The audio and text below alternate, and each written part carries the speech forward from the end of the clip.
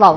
علی باپیر ئەمیری کۆمەڵی ئیسلامی کوردستان ڕاگەیاندە ئێستا ئۆپۆزیسیۆن بە فەرمی قسەی جددی لەسەر کاندیدکردنی کەسێک نەکردووە بۆ بژاردننی سەرۆکاتی هەرێمی کوردستان و دەڵێ خۆی نیازی خۆی کاندید بکات و ئەوەی دەشوترێت کە گوایە نەوشام مستەفا و سەلاحەدین بادین کاندیدی ئۆپۆزیسیۆن دەبن دوورە لە ڕاستیەوە. لە چاوپێکەوتنێکیدا کە ڕۆژنامەی هاوڵاتی لەگەڵی دانجامدا و علی باپیر باسەوە دەکات سێلایەنە ئۆپۆزیسیۆنەکە تەنها گەیشتونەتەوەی پێویستە کاندیدیان هەبێ بەبێ ئەوەی کاندیدەکە دەستنیشان بکەن.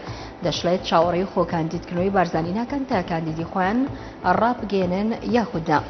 بە بەشداری ژمارەیەک لە سەرکردە سیاسەکانی عێراق دوێنێ کۆنگرەی عێراق لە پێش هەموو شتێکەوەیە کۆتایی هات کە تێیدا و سامون نجەفی سەرۆکی پەرلەمانی عێراق تەکیدی کردەوە کە ناکۆکیەکانیان لەگەڵ مالکی کەسێتی نییە بەڵکو تەنها جیاوازی بۆچوونە لە کۆنگرەکەدا کە بە وتەیەکی ئەمار حەکیم سەرۆکی ئەنجومەنی باڵای ئیسلامی عێراق دەستی پێکرد و ماوەی 20 خولێکی خەیان هیچ گفتوگویەکی فەرمی لە نێوان سەرکردە سیاسیەکان ئەنجام نەدرا بەڵکو تەنها ئاشبوون و تەوقەکردن بۆ ئاشکراکردنی نێوان ژمارەیەک سەرکردەی سیاسی وەک سامون نجەفی و نووری مالکی بەخۆ بینی کە بە وتەی ئامادەبوانی کۆبوونەوەکە دیارترینی ڕووداوی کۆنگرەکە بوو. سەرۆکی ڕەوتی سەدر داوایی لە سەرکردە سیاسەکان کرد کە دوێنێ لە بەغدا کۆبوونەوە هەڵ بۆ جێگیرکردنی ڕەوشی یاساییش بدەن و خزمەتگوزارەکان بۆ وڵاتیان دابین بکەن.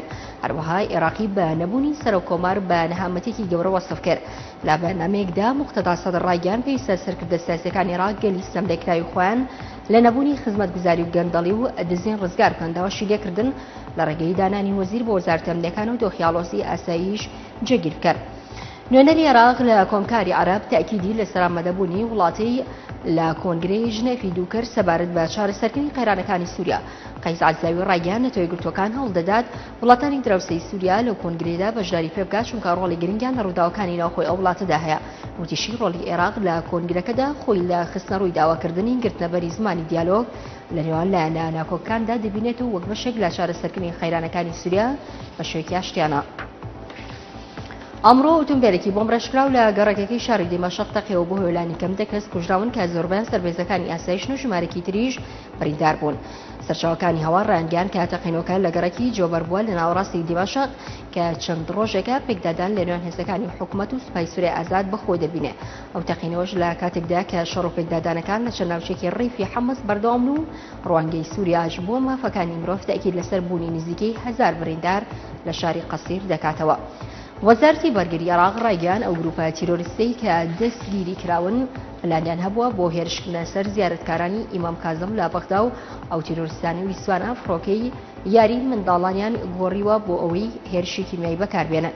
کەناڵی عێراقی نیمچە ڕەسمی لە هەواڵێکی بە پەلەدا بڵاوی کردوتەوە ئەو گروپە تیرۆریستی کە دەستگیر کراون لە لێکۆڵینەوەکاندا دانیان ناوە بۆدا کە فڕۆکەی یاری منداڵانیان گۆڕیوە بۆ بەکارهێنانیان بۆ هێرشکردن بە غازی سارین بۆ سەر زیارەتکارانی ئیمام کازم. دادگای تاوانی نێودوڵەتی لە لاهای بڕیارێکی دەرکرد و تێیدا داوای لە حکوومەتی لیبیا کرد سەیف ئەلیسلام قەزافی کوڕی موعەمەر قەزافی ڕادەسکا بۆی لێکۆڵینەوەی لەگەڵدا بکرێت لەسەر ئەو تاوانانەی کە لە کاتی بەڕێوەچوونی شۆڕشی لیبیا دژی باوکی ئەنجامی داون. پێشتریش لیبیا پێداگیری دەکرد لەسەرەوەی کە خۆی سەیف ئەلیسلام دادگای بکا بە پێ و بنەمایش کە دادگای تاوانی نێودوڵەتی بووی نێخۆی لەبار دۆخی هیچ وڵاتێک هەڵبخۆرتێنێ مەگەر سیستەمی دادوەری ئەو وڵاتێک کەڵکی ئەوەی نەبێ کە دۆسیەکی لەو جۆرە چاوتێ بکە. کورتێواڵەکانتان پێشکەش کرا شاد بن.